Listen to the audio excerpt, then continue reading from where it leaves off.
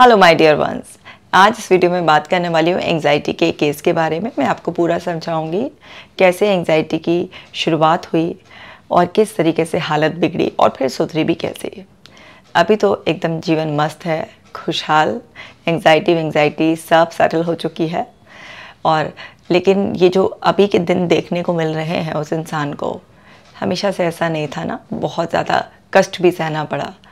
लेकिन कहते हैं ना कि हर घनी रात के बाद बड़ा ही सुंदर सा सवेरा होता है। तो बिल्कुल ऐसा ही कोई समस्या से जब आप छुटकारा मिल जाता है तो उसके बाद ज़िंदगी और भी ज़्यादा सुनहरी लगती है, प्यारी लगती है। वैसा ही इस इंसान के साथ हुआ। तो समझते हैं कि क्या प्रॉब्लम थी और कैसे ठीक हुई। देखिए, जो लड़की है इसको बचपन से ही थोड़ी थोड़ी एंग्जाइटी थी।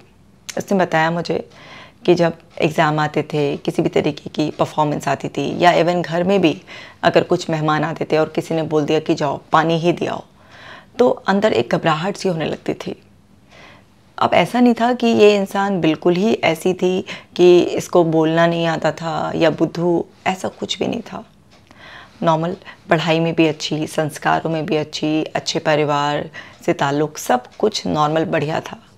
लेकिन पता नहीं क्यों अंदर से एक घबराहट सी बनी रहती थी, एक प्रेशर सा फील होता था कि शायद मैं अच्छे से नहीं कर पाऊँगी। तो ये घबराहट अक्सर कई बार महसूस होती थी। लेकिन एंजाइटी अभी एक्चुअली कुछ टाइम से पॉपुलर है। पहले ये जो घबराहट, जो एक अंदर चिंता सी, इस तरीके के विचार आने थे, इन सबको लोग आदत, स्वभाव का हिस्सा मान लेते थे। इस तरीके से एंजाइटी की तरह से आइडेंटिफाई नहीं करते थे। तो उन्होंने बताया कि बचपन से ही बहुत सारे ऐसे मोमेंट्स आते थे जिसमें वो एंग्शियस हो जाती थी। कहीं अगर शादी वगैरह में जाना है तो वहाँ पर भी थोड़ा सा एक कॉन्शियसनेस ज़्यादा ही रहती थी कि लोग मुझे देखेंगे, मैं कैसी लग रही हूँ। मतलब छोटी छोटी बातों में भी थोड़ा ज़्यादा कॉन्शियस हो जाना, घबरा जाना, ये सब चीज़ें चल रही थी। लेकिन किसी तरीके से काम चल रहा था, तो कोई ऐसी परेशानी वाली बहुत ख़ास बात नहीं थी कि जीवन रुक गया हो या कुछ ऐसा हो गया हो। लेकिन कभी कभी शिकायत आती थी कि सुबह उठकर बहुत ही जी मिचला रहा है, अजीब सा फील हो रहा है, कभी पेट में दर्द हो रहा है, इस तरीके के लक्षण होते थे। कई बार नींद बहुत ज़्यादा आ रही है, सोने का ही बस मन करे जा रहा है, इस तरीके के कुछ लक्षण। लेकिन घर वालों ने कभी ये आलसी है, कभी उल्टा सीधा खा लेती है, शर्माती है, पता नहीं सब कुछ अच्छा होते हुए भी क्यों दब्बों की तरह रहती है, इस तरीके से ही हैंडल किया। और वो काफ़ी लंबा समय ऐसे निकल गया। अब क्या है कि ये कॉलेज में पहुंच गई। अब कॉलेज में पहुंची तो वहाँ पर भी नए लोगों से घुलने मिलने में थोड़ी सी दिक्कत आती थी, वो घबराहट सी बनी रहती थी। और वहाँ पर भी कुछ भी ऐसा कुछ परफॉर्मेंस का वो आता था तो वहाँ पर भी एक वो घबराहट थी। मतलब जो बचपन वाला पैटर्न था वो एज इट इज़ ही कंटिन्यू रहा। अब यहाँ पर लेकिन कुछ चेंज आया। अब जब आप कॉलेज में जाते हैं, कितना भी सीधा इंसान हो, उसकी लाइफ में भी कोई ऐसी ख़ास एंट्री हो जाती है तो वहाँ पर धीरे धीरे उसकी भी ज़िंदगी कुछ बदलने लगती है। तो ऐसे ही इसके साथ भी हुआ कि वहाँ पर इनको धीरे धीरे एक लड़का अच्छा लगने लगा और दोनों में नज़दीकियाँ बढ़ने लगी। अब जब दोनों में नज़दीकियाँ बढ़ी, एक क्लोज़ आए, तो ऐसा इंसान जो घबराता भी है, थोड़ा ना जल्दी से होपलेस सा हो जाता है, वो किसी एक पर्टिकुलर इंसान के साथ बड़ा कंफर्टेबल फील कर सकता है। तो अब ये उस लड़के के साथ काफ़ी कंफर्टेबल फील करती थी, काफ़ी अच्छी दोनों में गहरी दोस्ती हो गई थी। धीरे धीरे प्यार में भी वो दोस्ती बदल रही थी, एक कंफर्ट जोन बन गया था। तो उस लड़के के साथ होती थी तो बस जैसे कहते हैं ना, किसी के साथ होता हम शेयर हो गए बिल्कुल। वहाँ कोई घबराहट वबराहट, कोई एंग्जाइटी का एहसास नहीं होता था। लेकिन जब अकेले कुछ भी परफॉर्म करना हो या कुछ भी नई चीज़ को फेस करना हो तो एक एंग्जाइटी का एहसास रहता था। अब इनकी काफ़ी लंबे समय तक, 2-2.5 साल तक वो रिलेशनशिप चला, सब कुछ अच्छा चल रहा था, शादी का भी एक प्लानिंग थी, सब कुछ था। लेकिन वो लड़का कुछ अलग कास्ट का था तो इस वजह से फैमिली में इश्यूज़ आए और फैमिली मेम्बर्स ने शादी के लिए मना कर दिया कि नहीं, हम शादी नहीं करेंगे क्योंकि अलग कास्ट का लड़का है। अब लड़के को कितना अच्छा ये नहीं देखा गया, कास्ट के बेसिस पर रिजेक्शन मिल गया। अब एक पर्सन जिसने 2-2.5 साल से पूरी एक दुनिया एक इंसान के इर्द गिर्द बना लिया और वो बहुत सेफ फील कर रहा है उसके साथ, उसको ऐसा लग रहा है कि अगर मैं इस पर्सन के साथ हूँ तो मुझे कोई घबराहट, कोई चिंता किसी तरीके की कुछ नहीं होती है, सब है। अब ऐसा पर्सन जो लंबे समय तक किसी के साथ रह लेता है और उसका एक कंफर्ट जोन बन जाता है और उससे वो चीज़ छीन ली जाती है तो उसके लिए किसी ट्रॉमा से कम नहीं होती है। तो यही इनके साथ हुआ कि जब इनके फादर बिल्कुल भी एग्री नहीं कर रहे थे और बिल्कुल इन पर पाबंदियाँ लगा दी गई है कि बाहर नहीं जाओगे, अकेले नहीं जाओगे, तो इनकी वो एंग्जाइटी और ट्रिगर हो गई। पहले से ही एक फाउंडेशन था एंग्जाइटी का, और उस पर कहते हैं ना एक बिल्डिंग और खड़ी हो गई है, एक ट्रॉमा एक्सपीरियंस और आ गया। अब बॉयफ्रेंड से बिल्कुल अलगाव हो गया, शादी के लिए मना हो गया, घर वाले प्रेशर बनाने लगे कि अब तेरी शादी जल्द से जल्दी कहीं और कर देंगे, इस तरीके का। तो एक तो बिछड़ने का गम, और दूसरा नए इंसान से जुड़ने की एंग्जाइटी कि पता नहीं वो कंफर्ट जोन फिर से बन पाएगा या नहीं बन पाएगा। क्योंकि कहीं ना कहीं आप देख रहे होंगे कि इस केस में इनको परफॉर्मेंस के साथ साथ थोड़ा सोशल एंग्जाइटी भी है, कि जब भी लोगों के आसपास होना तो अनकंफर्टेबल फील करना, नई सिचुएशंस को फेस करने में दिक्कत आना, तो वहाँ पर ऐसे इंसान को एक बहुत बड़ी एंग्जाइटी ट्रिगर होती है कि मैं किसी दूसरे इंसान के साथ इतना कंफर्ट जोन कैसे बनाऊंगी, क्योंकि वहाँ तो धीरे धीरे बन गया था। तो वो एंग्जाइटी इनको हावी रही, रोना, रात रात भर जागना, याद करते रहना, पुरानी उन्हीं मेमोरीज़ में खोए रहना, ये सब कुछ खिंच गया। क्योंकि इनका रिश्ता होते होते भी और 2-2.5 साल लग गए, परफेक्ट कोई मैच नहीं मिल पा रहा था इनके पेरेंट्स को। तो काफ़ी लंबे समय तक ये उसी एक फेज़ में रही जिसमें अक्सर रोना, खाने पीने का ध्यान नहीं रखना, कभी देर तक सोना, कभी बहुत ही लेट सोना, मतलब एक बहुत ही इर्रेगुलर सा इनकंसिस्टेंट इनका पैटर्न बन गया, जिसमें ये और गुमसुम होती चली गई, परेशान होती चली गई। अब अंदर शरीर को तो ये पता नहीं होता ना कि उसको कैसी आदत डल रही है। जो भी आप रिपीटेडली सोच रहे होते हैं, महसूस कर रहे होते हैं, जिस तरीके के एहसासों में आप रहते हैं, या जो भी आप एक्टिविटीज़ रिपीटेडली करते हैं, वो सब शरीर के स्तर पर बार बार रिपीट होने से हैबिट बन रही होती है। तो अब इनको एंग्जाइटी का लेवल बढ़ता गया, और अब इनको इतना तेज़ हार्ट बीट इनकी हो जाती है, बहुत ज़्यादा घबराहट होने लगती है, इतना पैनिक हो जाती है, ऐसा लगता है कि बस अभी हार्ट अटैक आ जाएगा, अभी मैं नहीं बचूंगी। इतनी ज़्यादा घबराहट होने लगी, बात बात पर रोना, बिलक बिलक कर बहुत तेज़ रोना, चीखना, चिल्लाना, मुझे बचा लो, मुझे बचा लो, मुझे बचा लो। अब कुछ हुआ हो तो कोई बचा भी ले। रिपोर्ट्स वगैरह कराए, रिपोर्ट्स नॉर्मल, डॉक्टर ने बोला कि भाई इनको एंग्जाइटी है, लेकिन बार बार घबरा कर चिल्ला कर एक ही बात कहना, मुझे बचा लो, मुझे बचा लो, मुझे बचा लो। ये सब चीज़ें इस तरीके से घर वाले भी बहुत परेशान हो गए, क्योंकि एंग्जाइटी इतनी तबाही मचा सकती है, ये घर वालों के भी गले से नहीं उतर रहा था, लेकिन समझ रहे थे, उनको लग रहा था कि ये लड़के से हमने अलग कर दिया, इस वजह से ऐसा कर रहे हैं, हो जाएगी थोड़ा टाइम बाद, सब संभल जाएगी, इस तरीके से। मतलब उनको ये लग रहा था कि ये उस लड़के से अलग होने की वजह से ऐसे टैंट्रम है ये इसके, ये हमें परेशान कर रही है इस तरीके से, समझ नहीं रही है कि वो लड़का सही नहीं है, हमारे समाज में इज्जत ठीक नहीं रहेगी। तो इस तरीके से उनकी एंग्जाइटी को भी निगलेक्ट किया गया। फिर उनको पैनिक अटैक्स पड़ने लगे। अब पैनिक अटैक किसी को पड़ रहे हैं, उसको इतनी घबराहट हो रही है, वो एक लूप में बार बार है, तो डेफिनेटली एंग्जाइटी बढ़ती चली जाएगी। तो अब इनको उस लड़के का दूर होने का गम और इतना सा एंग्जाइटी के फिजिकल सिम्टम्स एंड ऑल। खैर जब बहुत ही ज़्यादा परेशानी हो गई तो उनको दवाई दिलवा दी गई। अब दवाई से ज़्यादातर सोते रहना, बिल्कुल डल लेथार्जिक होना, या फिर जब उठें तो फिर बहुत भूख लगना, एकदम से खाना, वज़न भी बढ़ता जा रहा था, सब इसी तरीके से। लेकिन इस बीच में कहीं से एक रिश्ता इनको मिल गया और इन्होंने जल्दबाजी में उसकी शादी कर दी। अब आगे भी छुपाया गया इस बात को कि इसकी मेडिसिन चल रही है या पहले की बातें क्या है। जनरली पेरेंट्स छुपा लाते हैं इस तरीके की बातों को। तो वहाँ पर भी जाकर अब कोई लड़की दवाई की आदी हो गई है और उसको ये सारी परेशानी हो रही है, तो कब तक छुपाएंगे ना, ससुराल में भी छुपाया नहीं जा सकता ऐसा। और शादी भी क्या, 15 दिन में शादी हो गई, ताकि बहुत ज़्यादा बातचीत ना हो पाए लड़के के और लड़की के बीच में। और उसको भी स्ट्रिक्टली बोल दिया कि जब भी बात करेगी तो पिछली कोई बात नहीं करनी है, किसी भी तरीके से कुछ नहीं बताना है, बिल्कुल नॉर्मल बात करनी है। जब भी इस लड़के से बात होती थी तो बराबर में माँ, कभी भाई बैठ जाता था, ताकि वो लड़की कुछ भी इस तरीके की बात ना जाहिर कर दे। कुछ 15 दिन में तैयार पर इन्होंने शादी कर दी उस तरीके से। वहाँ पे भी जाके कब तक छुपना था, वो धीरे धीरे पता चल गया कि कुछ तो गड़बड़ है इसके साथ, क्योंकि वहाँ पर भी जाकर छोटी छोटी बातों पर घबरा जाना और परेशान हो जाना इस तरीके से। और शादी के 7-8 दिन बाद ही इनको वहाँ पर एक पैनिक अटैक पड़ गया।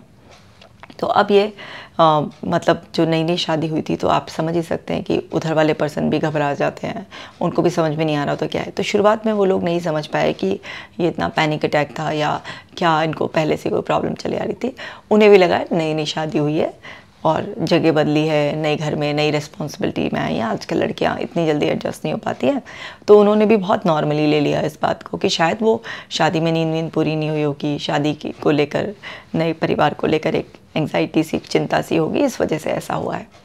तो वहाँ पर भी वो इग्नोरेंस हो गई। 2-3 महीने में जब बार बार इस तरीके से घबरा जाती थी, तो सबने एक ही बात लिया कि ये शादी के बाद का जो चेंज है उसका इफ़ेक्ट है, और कोई ऐसी बात नहीं है, क्योंकि किसी का भी जहन में ऐसा आया नहीं कि पहले से ऐसा कुछ हो सकता है।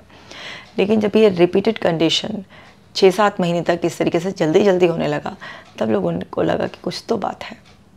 फिर पूछा, एक दिन हस्बैंड बहुत नाराज़ हो गया और पूछा डांट कर कि क्या बात है, ये ऐसा लग रहा है कि तुम तो पहले से बीमार हो, कुछ ऐसे करके। वो लड़की इतना ज़्यादा घबरा गई, इतना ज़्यादा डर गई, उसने रो के सारी बातें बता दी। अब वहाँ पर माहौल बिगड़ गया, क्योंकि आज भी लोगों में इतनी ओपन एक्सेप्टेंस नहीं है इस चीज़ के लिए, इतना एम्पैथाइज़ नहीं कर पाते। अब वो फिर पूरी पंचायत जुड़ गई घर में कि ये क्या क्या हो रहा है, और आपने हमें अपनी बीमार बेटी भेज दी, वो सब ब्लेम गेम स्टार्ट हो गया। इस सब में उसकी कंडीशन और ज़्यादा ख़राब हो गई। एक दिन में 2-2 3-3 बार पैनिक अटैक आना, इस हद तक नौबत पहुंच गई। फिर से मेडिकेशन चालू, फिर से वही सोना। माँ बाप अपने घर ले आए अपनी बेटी को, और इस बार माँ बाप को समझ में आ गया था कि ये एंग्जाइटी हल्के में लेने वाली बात नहीं है, जितना हल्के में हम लेते आए हैं और हम यही सोच रहे थे इसकी टेंट्रम है, वो नहीं, कुछ तो गड़बड़ है बेटी के साथ। फिर दवाइयों के साथ साथ किसी ने उनको बताया कि इसकी काउंसलिंग भी कराओ, इसके मन में लगता है कि बहुत कुछ है, ये जब किसी के सामने बोलेगी कुछ होगा तो तब जाकर इसको रिलीफ मिलेगा, कुछ होगा। तो इस तरीके से जब वो मेरे पास आई और ये सब चीज़ें जो मैंने अभी तक आपके साथ शेयर किया है, ये सब पता चला, तो समझ में आया कि किस तरीके से उसकी एंग्जाइटी की एक पैटर्न बहुत पुरानी है और एक एंग्शियस नेचर हमेशा से रहा है, और वो बढ़ते बढ़ते कैसे कैसे ये हालत तक पहुंच गई कि इतने इतने पैनिक अटैक्स आ रहे हैं। उस लड़की से बात हुई तो पता चला अभी तक भी उसके जहन में ज़िंदा वही लड़का है। अब यहाँ पर कुछ इस तरीके के केसेस जब सामने आते हैं तो ये भी पता चलता है कि एक कास्ट के बेसिस पर, मतलब इतना बड़ा फैसला परिवार वाले कई बार ले लेते हैं एक चीज़ को मुद्दा बनाकर कि बच्चों की कई बार पूरी लाइफ स्पॉइल हो जाती है। तो वहाँ पर वो लड़का वैसे अच्छा था, काबिल था, सब कुछ था, लेकिन जस्ट एक कास्ट की वजह से उन्होंने शादी नहीं की।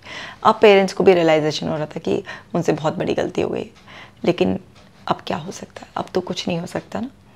तो अब पेरेंट्स के रियलाइज़ करने से भी कुछ नहीं हो रहा था, बस उनको एक ये था कि किसी तरीके से उनकी बेटी को ठीक कर दिया जाए।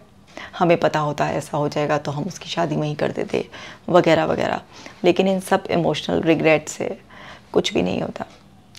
उसकी कंडीशन बहुत बिगड़ गई थी, और अब ये हो गया था कि उसको लगता था कि मेरे से नहीं जिया जाएगा, गिव अप करने के लिए बिल्कुल उसके मन में थॉट्स, सुसाइडल थॉट्स आने लग गए थे।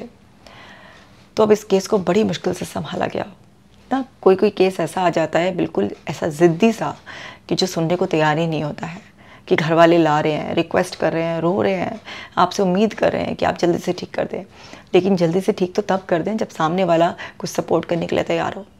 तो इस केस में ऐसा ही हुआ। अभी लड़की इतना निराश हो चुकी थी कि इसको मोटिवेट करने की कोशिश की जाए, लेकिन उसको लगता था अब कुछ नहीं हो सकता, क्योंकि उससे शादी नहीं हुई है, यहाँ पर भी पता चल गया है सब कुछ है, अब कुछ नहीं हो सकता। तो एक वो होपलेसनेस, जो हेल्पलेसनेस, वो इतना सवार हो गई थी, और उसको ऐसा लगता था कि अब वो बिल्कुल वर्थलेस है, कोई उसकी कदर नहीं करता, कोई ना ही कदर करेगा। तो जब इस तरीके से हेल्पलेसनेस, होपलेसनेस और वर्थलेसनेस एक इंसान के अंदर आ जाती है, तो वो बहुत ही ज़्यादा डिप्रेस होना शुरू हो जाता है। तो एंग्जाइटी से शुरुआत हुई और डिप्रेशन तक नौबत आ गई, और वहाँ पर इस तरीके से उसके अंदर सुसाइडल थॉट्स आने लग गए। अब मेडिसिन्स भी चल रही है, फिर भी आप इस तरीके से फील कर रहे हैं। पैनिक अटैक्स का कुछ भरोसा नहीं, एक दिन में 2 आ जाएँ, 3 आ जाएँ आपको। इस हद तक आपकी कंडीशन ख़राब हो रही है, सुनने को कोई तैयार नहीं है, क्योंकि जिस पे बीतती है उसे पता चलता है। अब उसको बोलो कि आपको थोड़ा सा जल्दी उठो, ऐसे करो, सामने से रीजनिंग आ रही है कि मेरे को दवाई से इतना नशा आता है, नींद आती है कि उठा ही नहीं जाता। हर चीज़ का एक कार्ड तैयार है कि ये इसलिए नहीं हो पा रहा है, ये इसलिए नहीं हो पाएगा। तो यहाँ पर बड़ा मुश्किल आता है। फिर पेरेंट्स को बताया गया कि आपको देखो पेशेंस रखना पड़ेगा, क्योंकि अब कंडीशन बहुत ख़राब हो चुकी है। अगर आप पेशेंस रखने के लिए तैयार हो, कोऑपरेट करने के लिए तैयार हो, तो कोशिश की जा सकती है, और इस पर्सन को पहले तो इस लेवल पर लाया जा सकता है कि ये समझे कि इनके प्रयास से ठीक हो सकती है।